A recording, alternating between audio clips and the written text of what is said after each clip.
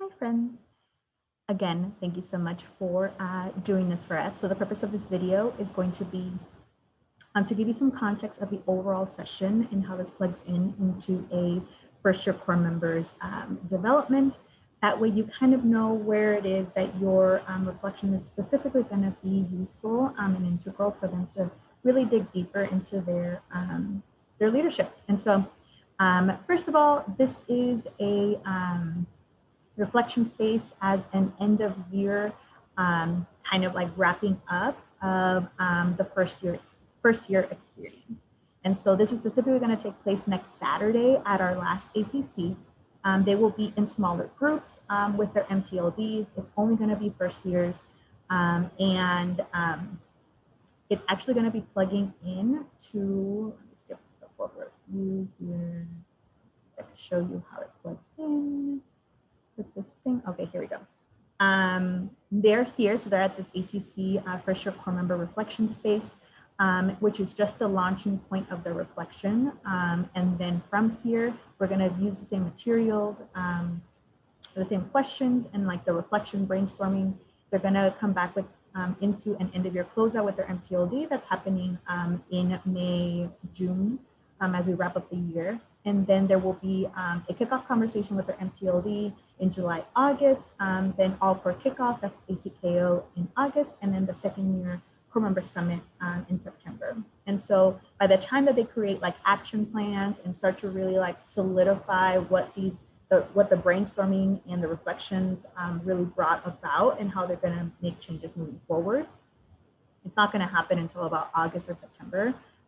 In those two large group learning spaces, they're gonna have more context of action planning. And so just for you to know that this is a launching point, they don't have to do everything right now, but we really want them to have the example, like from the jump, they are gonna get reflections that are rather deep and like require more depth because what we're seeing right now is that they stay kind of superficial.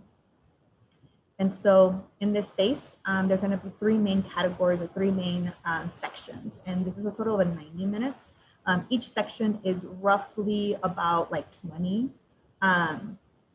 So first, these are the layers of like their reflections. So it's going to be first thinking about students, families, and our communities, then the systems around us, and then their personal leadership.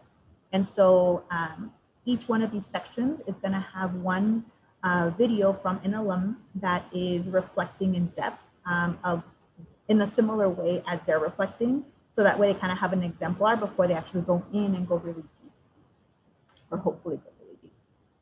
And so the first section is students, families, and our communities. I'm going to use this mostly as the model for everyone since they all look the same, just the topic is different, but they have the same layers of depth. So then they're going to first go into the space, right? So students, families, and our communities.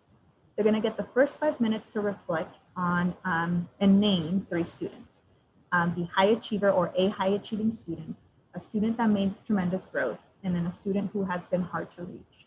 And they're going to go into breakout spaces in a pair and just talk about the student, bring up all the feelings, have it all come up, just like who are they, tell us about them. And they're each going to have about like 1 to 2 minutes to talk. And then they're going to come back to the large group space. We're going to introduce what they're going to be doing in terms of like a direction of their reflection. So the reflections are all going to happen the same in each of the 3 categories. So students, families, and communities, then they're going to go to systems around us, then they're going to go into my leadership. And they're going to be in trios. So for 10 minutes, they're going to spend the first 3 minutes individually reflecting. Again, this is just the launching point. This is not all encompassing. And then they're going to talk for in their trios for 2 minutes each.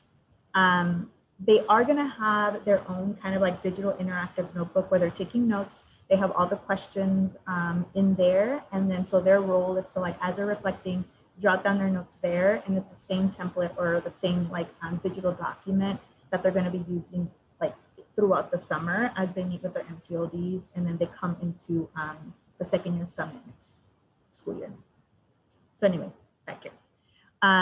They're going to have this topic first, right? So your students, families, and communities. And the prompt is, what have you learned? Like, what have you learned about students, families, and communities from the lenses of these 3 students you just brought to mind? So high achieving student, the student that made tremendous growth, and the student that was hard to reach. So they're going to see what they're going to do, and then we're going to have an alumni reflection. So first we're going to have Jono. And here is where it starts to differ a little bit. So I'm going to explain to you how each alumni is going to, what each alumni is going to share, and then the prompting questions for each. I will also share this document separately with you so that way you know what questions to focus on. And so we're going to have, so first you just introduce yourself, your core year and your core region, then where your leadership growth has taken you. So essentially what you do now. And then this is actually more like of a stem, that the third bullet point. So when I reflect on what I learned about assigned topics. So when I reflect about what I learned about students, families, and communities, I think specifically about name a student. Now here's where it's going to be your choice of high achiever or someone that made tremendous growth, or like a student that was hard to reach. And I'm hoping that you actually go for one of these students that actually revealed something that was really uncomfortable for you to like, or an experience with one of these students that revealed something really uncomfortable to you about yourself. What we're noticing is that our core members go superficial and they go for the things that don't hurt. And then it's difficult for them, or for all of us, to really dig in and have them make more transformational growth as leaders, as teacher leaders that are in charge of our babies. And so whichever one of these applies, that really had you reflect and say like, ooh, I was being that person, or I did not, like, that was a bias that I had, that like I really needed to grow, and that's really what was transformational to me becoming who I am now. And so you reflect on that for a student, and then just talk about them. So then, like, when I reflect about what I learned about students, families, and communities, I think specifically for me, it's Ray Ray. And John, you know Ray Ray. But then I'll just talk about that student. Like, Ray Ray was a 15-year-old student that had been in and out of Julie for a few years, and came into my 9th grade English class, and was a tag student. He was talented and gifted, and was rarely there, but when he would listen, and then every so often would say like the most profound responses to the literature that we were reading. And that was Ray Ray. So you just tell about the student, how they made you feel. And then here are going to be the separate types of questions for each category. So Jono, under students, families, and communities. We're hoping that you can specifically speak to, like, from this experience with the student, like, what did you learn about the gap specifically between how they're being served and what they need? And by served, or how they're being served, we're talking about like at their schools, what you learned about, I don't know, home life and how systems serve them. What did you learn about, like, specifically from their backgrounds? Like, what is it that when you think about students and you think about them from families, and then you think about their communities, and then even more closely into the lens of one particular student, what did you learn about gaps of service toward them, and then what they needed? And then specifically, and I highlighted this in the same question in all 3 categories, is how did aspects of my identity limit and expand my understanding of the student? So from the perspective of your identity, and I am going to ask for it to be more like racial identity or gender identity, and how that specifically was either a limit, not either, it can be a limit, and it also then allowed you to expand your own understanding of the student, and then your own understanding of yourself. And then, so again, for Jono, and this is kind of a similar question in all 3 categories, actually. What did you learn about how you wanted your leadership to be a role in either addressing a gap, or in changing the system, or in moving forward in overall leadership theory? The main thing that we want all core members to do is reflect on just like what these experiences taught me more about me, and then how I want to lead moving forward. And so for Nancy, You're going to be speaking specifically to systems around us. So thinking about a student and then what that student taught you about the systems that are surrounding us.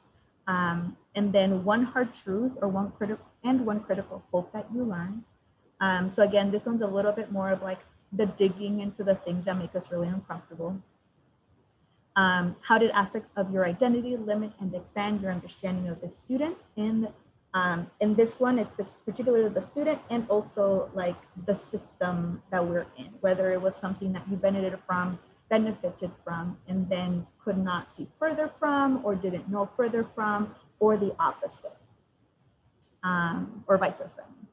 And lastly, how did this experience impact how you envision your leadership moving forward in the systems around us? And you can speak to some of the things that you've done specifically from that learning experience that now it's expanded you to. And then lastly, with this one's still pending, so I don't want to say the name, and then this person actually ends up changing. So it's pending alumni that we are asking, and we're just waiting for a response. We'll focus on specifically now like leadership. Now, all of these experiences, now like this is the last layer where I thought through students, families, and communities. I've thought through systems around us. And now I'm thinking through like, what is this telling me about my leadership? And still through the lenses of the students. And so thinking about a student and then asking ourselves these like leadership questions. So what did my experiences with the student teach me about my leadership? How did my experiences with the student reveal my areas of growth? How did aspects of my identity limit and expand my leadership growth? And how did this experience change how you envisioned your leadership moving forward? And so this is gonna be like, again, the last chunk that they're reflecting on. And so this is essentially building to their articulation of leadership, which is the old school big goal and vision. That's like really broad, like how is it that I want my role in this work to like be? Like, what do I envision? Where do I see? Where's my niche? Like, this is where they start to narrow down this big idea of leadership. And we wanted to be specifically focused on kids, specifically focused on growth and like finding the areas of the things that make us uncomfortable, but those are the things that make us grow the most and cause the most change. And then specifically through the lenses of our identities and the way that they limit and help us expand. And so they are, to bring you back to the actual session, they're going to be introduced the questions, the ideas. They're going to be shown an exemplar alumni example, and then they're going to go into breakout spaces with their trios, where they're going to get to reflect, sit on your words and what they're saying, and how like the depth of reflection. Then really like just jot down notes, start to reflect on their own, share with each other, so that way they are able to like start to verbalize some of it out loud and also hear other people's ideas. As we know, that's how like reflection works, right? Like you reflect on your own and you talk to other people, and then you start to hear how they're reflecting. You're like, oh, actually, I kind of believe that too. Let me write that down. And then they're going to come back into a whole group reflection space, and they're going to share some reflections. Only about 2 to 3 people get to share. They're going to get a break. So the first was students, families, and communities. Then it's systems around us, same process. They know the reflection, or like they get the context of the reflection. They get the example, they go into breakout spaces and do the thing. They come back, whole group. Then my leadership, they get the topic and like the general, like again, like it's just repetitive in terms of like the way in which we're reflecting. They get the example, they go into the actual breakout spaces to do the thing, come back and whole group share. And then we're going to go into the section of their articulation of leadership. So this is essentially where you start to write down what you believe, why you believe it, how it is that this experience has impacted your perspective. And they're going to have these 3 key questions that they're going to start to take notes on of their reflection. So who were you as a leader when you started the school year? How has your leadership grown and evolved throughout the year? How do you want to lead / envision your leadership moving into next year? So again, this is very similar to the lenses and the questions that each of you have. And those are just like layers for them to start thinking through, and it all adds up and it adds up, and then they kind of sit with just these 3 questions. And then they make leadership commitments. So in just 1-word commitments, and again, this is just the launching point. We're having them do this, so they start to just narrow it down. If they're starting to get a lot of words, they're starting to get a lot of ideas, they start to really just narrow it down. Here's where they could just write down 1 word. And then we're also gonna have like a collage of this, right? Like, you know, the word bubble thing. They get a little bit of words from MTLD. We do a toast, celebratory, have a great summer, end of session. And so I'm gonna bring this back.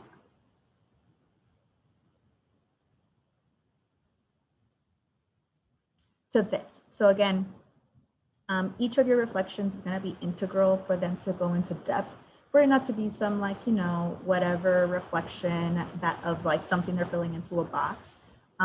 It's also just the launching point for them to like, from the start, their exemplar is depth, and it is going into the uncomfortable, and how it is that you then grew from that experience. So I'll do a little bit of an example. Here we go. So something that I would do would be like, hi everyone, my name is Yuri Lopez. I am a 2013 Dallas-Fort Worth core member and now alum. My leadership growth has taken me now to be a manager of teacher leadership development with Teach for America and an education and DEI consultant. So when I reflect on what I've learned about students, families, and communities, I think specifically about a student named Ray Ray. Now, Ray Ray was a light in my life, and sometimes not so much. He rarely came to school, but when he did, always showed up to my first period 9th grade English class at Thomas Jefferson High School. And he often slept, had his head down as many times as I came by. There was no getting his head up. But when his head was up, he would say some profound questions to the literature. Come to find out that he listened to every word we said, he just had his head down. And later finding out and looking, you know, like doing grading and looking at my paperwork for my students, that he was actually identified as talented and gifted. And through my experiences with Ray Ray, so Ray Ray was in and out of juvie for several years before he came to my classroom and then afterward. And in working with him, I realized that I was upset with him for not being compliant in class often, like not putting his head up, not doing his work. And rarely did I ask, or did I really understand the world that was behind the boy that put his head down in my class.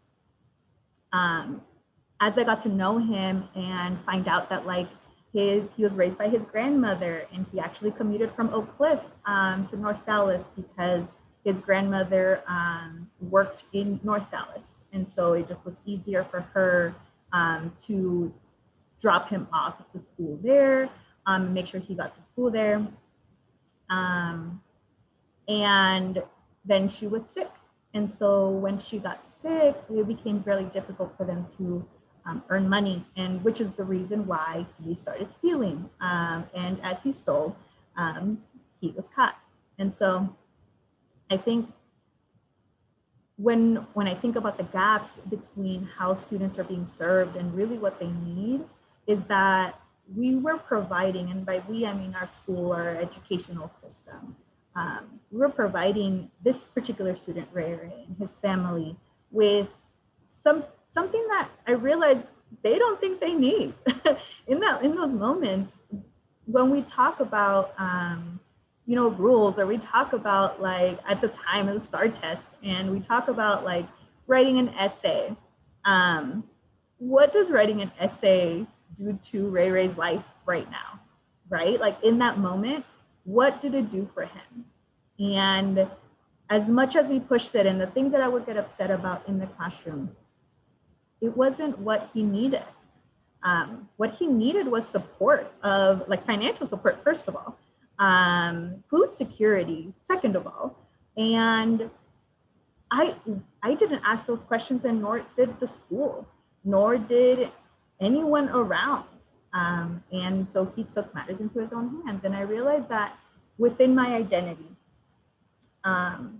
as a woman who, yes, came from a like low-income family, I had food security. And that really kind of shielded my understanding of, I think, what we need when we step into a space. And I think moving forward, I really realized that I wanted my leadership to be something where I help develop and help other teachers see the things that I was ignorant to for a very long time. And had I learned how to see beyond my limits and my biases earlier, I feel like I could have made a difference in Ray Ray's life. Done. I think that was maybe more than a minute, but I did that on the fly. So I did not prepare for that reflection.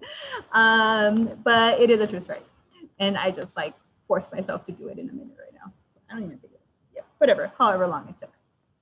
Anyway, please go into the uncomfortable as much as you feel comfortable to do, or you feel like, you know, you're giving consent to that discomfort, and as much consent that you want to give to the discomfort. There we go. And the videos are to be recorded in a actually a manner that I'm going to send to you by text. And please have them by Tuesday or by the end of Tuesday, next Tuesday, May 5th, so that way we can input them into our slide decks and be prepared for Saturday. I'm really excited for our core members to hear reflections from all of you because you are exemplary people and exemplary humans, and I think they have a lot to learn from you. So I really appreciate it. And